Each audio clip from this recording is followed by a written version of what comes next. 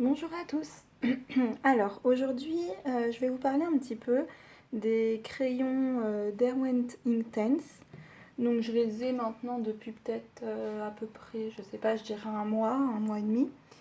Et j'attendais un petit peu de mieux les apprivoiser pour faire cette vidéo. Donc je suis pas pro des Inktense ni pro de quoi que ce soit. Donc voilà, c'est juste pour vous donner un petit peu mon avis sur ces crayons et puis en quoi ils sont différents des, des autres types de choses aquarellables qu'on peut trouver. Donc voilà la boîte. Donc c'est la boîte de 72 que j'ai dû avoir sur Amazon dans les 80 € environ. Donc en fait vous avez la première partie qui est comme ça. Les crayons arrivent déjà classés.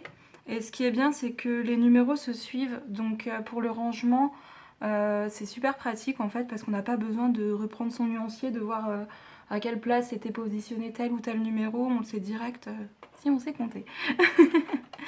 Et la deuxième partie. Donc il faut juste savoir qu'à la fin, ce que je me suis fait avoir la première fois, le dernier crayon c'est l'outliner, donc celui-ci il va pas s'aquareller. Ça sert vraiment pour faire son dessin. Si on va avoir des lignes noires en fin de travail ou en début de travail, plutôt en début du coup, puisqu'il ne s'aquarelle pas, on pourra passer par-dessus nos couleurs sans que ça bave en fait. Donc ça peut être intéressant pour ceux qui dessinent ou ceux qui veulent rajouter des petits dessins dans les coloriages. Sinon vous avez les stylos waterproof. Donc, mais ça en fait ça va être moins noir que le stylo, donc si c'est pour un trait léger ce sera plus intéressant d'utiliser ça. Voilà, alors à savoir sur les Inktense, c'est que en fait le nuancier c'est indispensable parce que la couleur qu'on obtient une fois l'eau passée, c'est pas du tout la même que celle qu'on obtient quand on va passer son crayon sur la feuille. Donc nuancier obligatoire parce qu'en plus elles sont pas, les couleurs en fait elles vont pas être les mêmes que la peinture qui se trouve à la fin du crayon. Voilà, donc moi j'ai fait le mien et j'ai opté pour un système comme ça. Alors, voilà. Donc en dégradé comme ça sur des petits morceaux rectangulaires que j'ai percés. Et j'ai passé un petit cordon.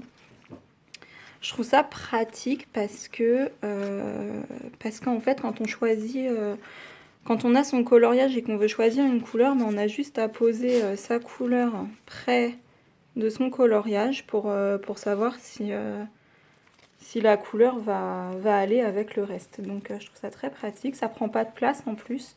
Et voilà, donc et en fait, au départ, bon, j'avoue, j'ai cru que j'étais courageuse, mais non. Je voulais faire ça avec tout ce que j'avais comme crayon, et comme ça, j'aurais mis tous les jaunes ensemble, tous les rouges ensemble, tous les bleus ensemble, mais en fait, j'ai vite abandonné l'idée. Voilà, donc un petit peu les couleurs qu'on peut avoir. Elles sont super jolies et super vives, super intenses, donc ils portent vraiment bien leur nom. Vraiment, enfin, je bouge un peu parce que la lumière... en vrai, là il sort orange celui-là, mais il est plus rose en fait. Donc celui-là il sort rouge pétant alors que bon, les couleurs à la caméra c'est pas exactement les mêmes, mais ça vous donne quand même une idée de l'intensité du pigment qu'on retrouve. Et vraiment les couleurs sont vraiment super jolies quoi. On a dans les violets c'est sympa, les bleus. Et les couleurs que j'aime beaucoup, alors ça va être des couleurs comme ça qui sont hyper pratiques pour ombrer en fait. Il y a celle-là et puis celle-là aussi. Au niveau des ombres, Elles sont géniales, ces couleurs-là. Après, il y a plusieurs sortes de noir et gris. Donc un vrai noir, un noir plus bleuté. Le Payne's Grey, donc qui est toujours bleu. Celui-là, il est super joli aussi. Les marrons, on a de quoi faire aussi. Ça va du plus rouge au plus jaune. Les couleurs ocre, les verts. Les verts aussi sont top. Enfin, les couleurs, en tout cas, elles sont vraiment, vraiment super jolies. Voilà. Ensuite, donc, je les utilise, ces crayons, avec le pinceau à réservoir Pentel. Je trouve qu'il est bien en fait, et toujours avoir un petit sopalin avec soi. Bon, vous allez dire je suis une crevarde et tout, mais c'est mon petit sopalin. Tant qu'il n'est pas troué, je le garde. Non, je rigole, j'en ai plein du sopalin, hein. C'est juste qu'il traîne dans mon livre, c'est tout. Donc voilà. Ensuite, le crayon en lui-même. Alors en fait, je sais pas si vous allez vous rendre compte là, mais la mine, elle est hyper épaisse. Même si on le taille, il va avoir une mine épaisse. Donc ça peut être un peu désorientant, on va dire, parce qu'on n'a pas l'habitude d'avoir des mines aussi grosses. Donc soit on pose le crayon directement et on fait gaffe, soit on prend directement la couleur avec notre pinceau. Mais je vais vous montrer ça juste après. Voilà, et puis quand on l'applique aussi, ce crayon-là, en fait, il a tendance à être, enfin, je sais pas comment dire, il colle un petit peu au papier. Voilà, donc ce qu'on va faire, c'est que je vais vous montrer directement l'application. On va faire un petit truc rapide pour la vidéo dure pas trop à prendre. Donc, hop.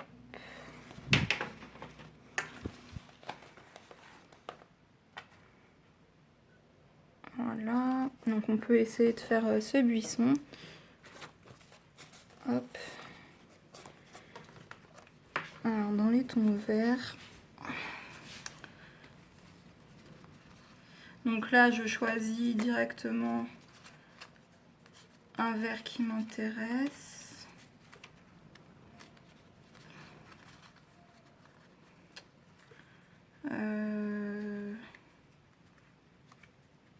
Prendre le Spring Green, alors c'est 1550. Hop. Un vert un peu plus foncé.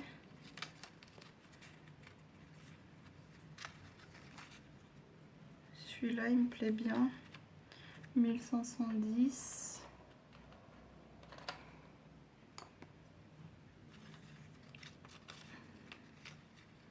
Voilà, alors pour l'instant on va partir là-dessus.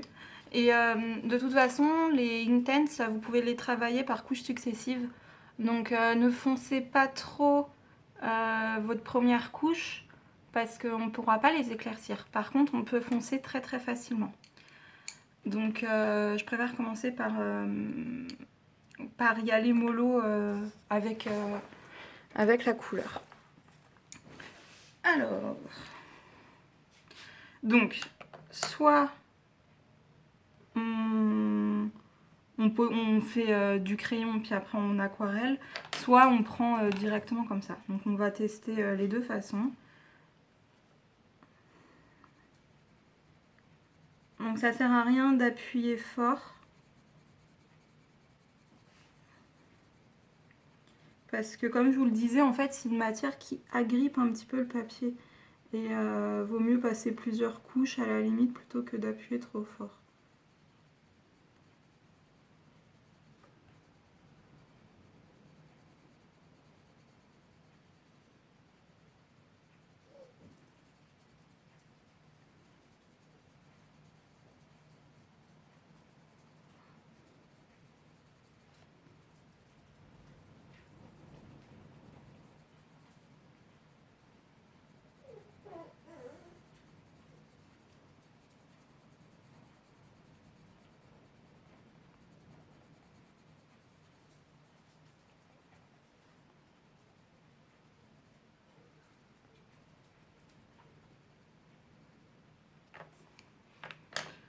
Alors voilà pour le foncé. Maintenant je vais passer au plus clair. Alors je le passe quand même un petit peu par-dessus mon plus foncé pour que les couleurs se mélangent bien. Quand je passerai mon crayon, ce sera plus facile. Voilà. Si je veux des zones très très claires, vraiment je vais à peine, par exemple là, je frotte à peine mon crayon. Pour pas que je mette trop de pigment, parce que le pigment il est vraiment très très très puissant. Très très pigmenté, très très fort quoi. Donc mieux vaut y aller mollo et puis se dire je trouve ça un petit peu fade et puis repasser par la suite qu'avoir quelque chose de trop fort, parce qu'après par contre pour corriger c'est compliqué quoi.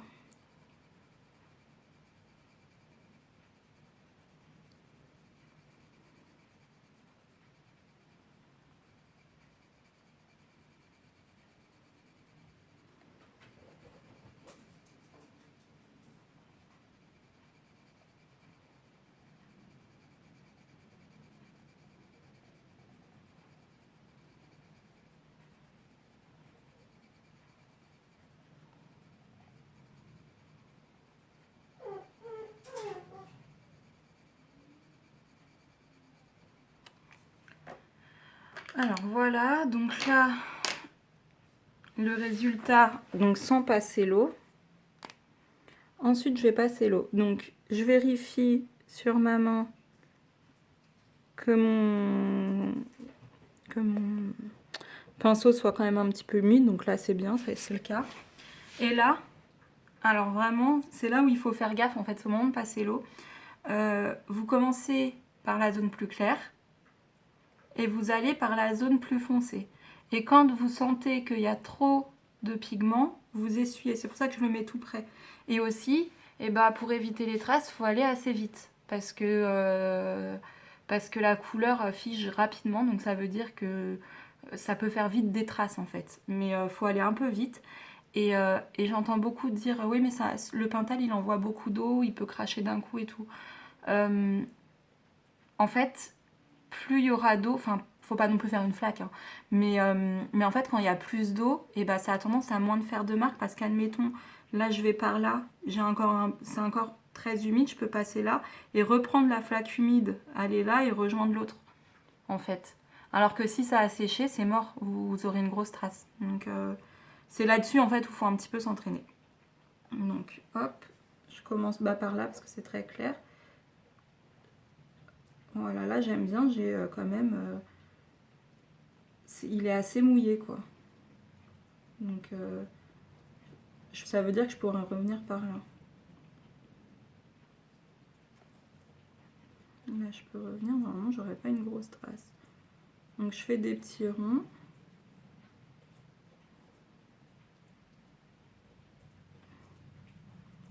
Donc ok, le papier de Romantic Country il est pas terrible pour ça. Le papier va faire énormément de différence. Il est pas terrible parce que vous voyez ça me fait des grosses traces, pas belles.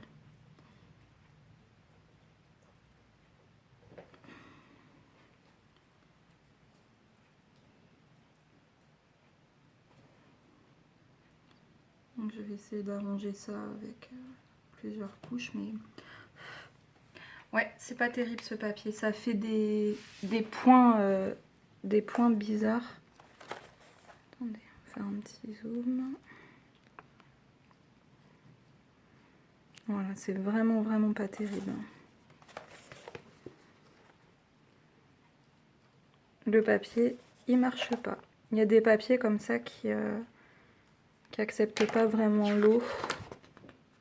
Ça m'a rien fait derrière. C'est vraiment pas terrible. On va attendre que ça sèche et puis je repasserai par-dessus. Il y a un papier qui est super, c'est celui de Summer Night. Il est génial. Voyons voir si je trouve un petit truc à faire vite fait.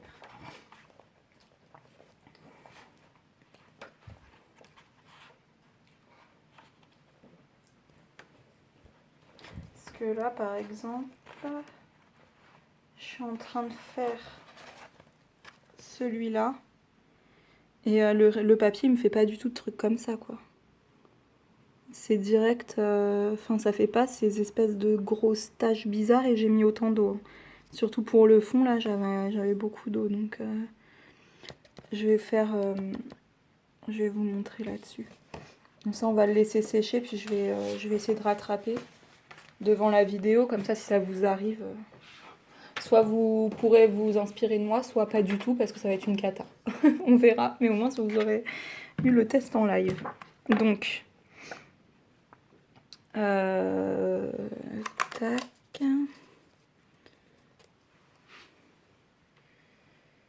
Donc, j'avais utilisé celui-là. Donc, alors là, j'avais passé directement.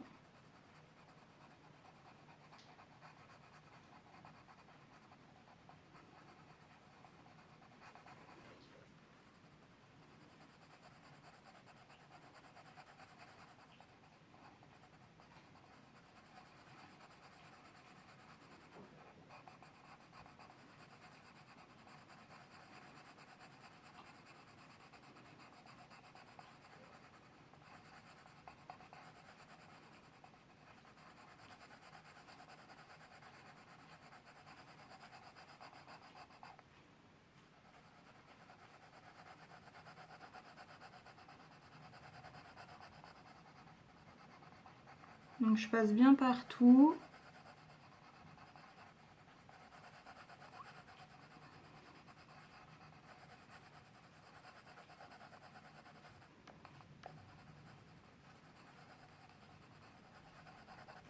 Voilà, donc passer bien partout, voilà, et puis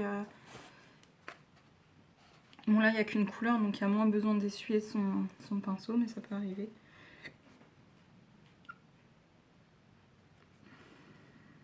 Après, on applique son eau.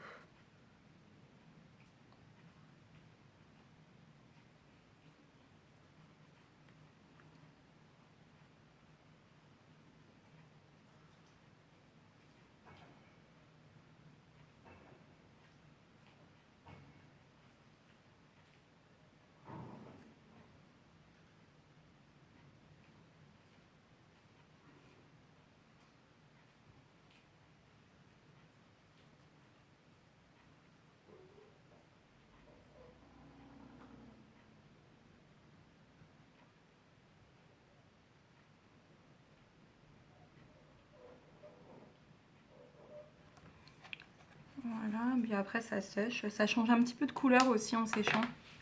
C'est pas exactement la même couleur. Mais bon, ça, je sais pas si on le voit à la caméra, la différence de couleur quand ça sèche. Voilà, et là en fait après par-dessus on peut rajouter des couches successives. Voyons voir si le premier il est sec. Pas encore tout à fait. Pour vérifier si c'est sec, vous touchez, et si c'est froid ou un petit peu plus froid que votre doigt, c'est que c'est pas sec en fait. Il faut vraiment faire attention à ça parce que si le papier il est mouillé et que vous repassez par-dessus, le papier il absorbe direct, ça fait vraiment pas terrible. Voilà, donc là pour une surface unie, donc je repasserai une couche ici aussi parce que j'ai l'impression qu'il y a moins de pigments là que là. Et j'aime bien en fait la première couche, je passe au crayon direct pour remplir un petit peu plus vite. Et après, je viens peaufiner en prenant la couleur sur mon crayon. J'aimerais que ça sèche l'autre pour vous montrer. On va voir si il est sec maintenant.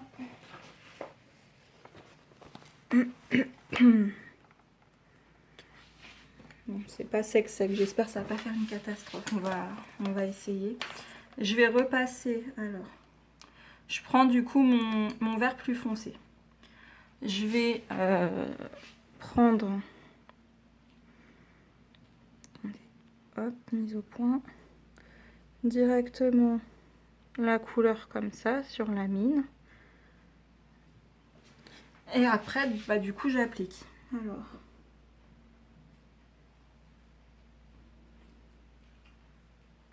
voilà, là je trouve que j'ai un peu trop. Hop, j'essuie au fur et à mesure pour partir un petit peu en dégradé. On va faire pareil sur ici. Donc soit ça se dégrade tout seul parce que vous n'avez pas mis trop de pigments, soit comme là, il faut essuyer au fur et à mesure.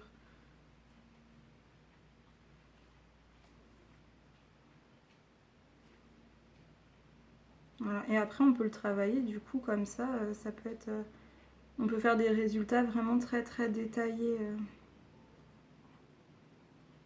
avec les Inktense parce qu'en fait, chaque couche va rester.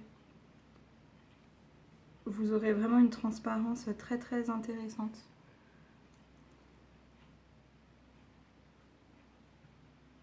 Donc en fait sur le Romantic Country limite je vous conseille de bosser comme ça directement dès la première couche parce que vu ce que ça m'a fait là trop moche quoi, trop dégoûtant, des petits pics là bizarres. Donc directement vous prenez, hop, et vous passez.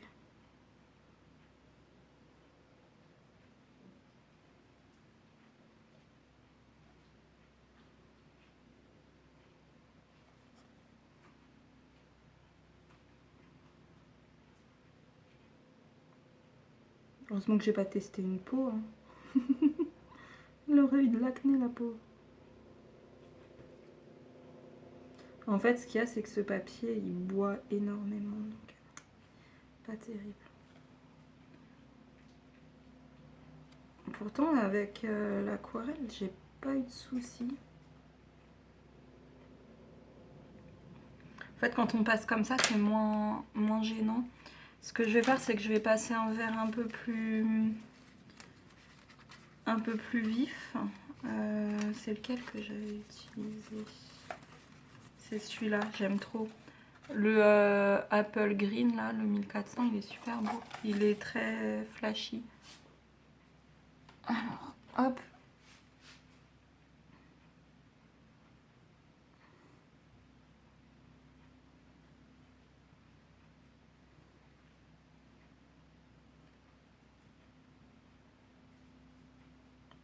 Donc, comme ça, on peut redonner des petits rayons.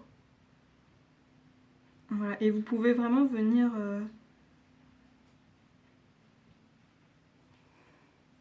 construire comme ça vos ombres, vos lumières par petites touches. Alors, du coup, je vais vous montrer maintenant de plus près. Ça donne ça, c'est déjà mieux. On voit encore un petit peu, mais bon, c'est pas gênant puisque c'est des feuilles, ça peut être avec des petits points. Voilà. Donc en fait, c'est des crayons qui sont vraiment sympas pour travailler en finesse. Vous pouvez quand même faire les fonds, il n'y a pas de souci. Mais vraiment en finesse, ils sont bien parce que ça va pas bouger en fait. Votre travail, le travail que vous avez fait, il va pas bouger. Donc ça, c'est vraiment, vraiment bien.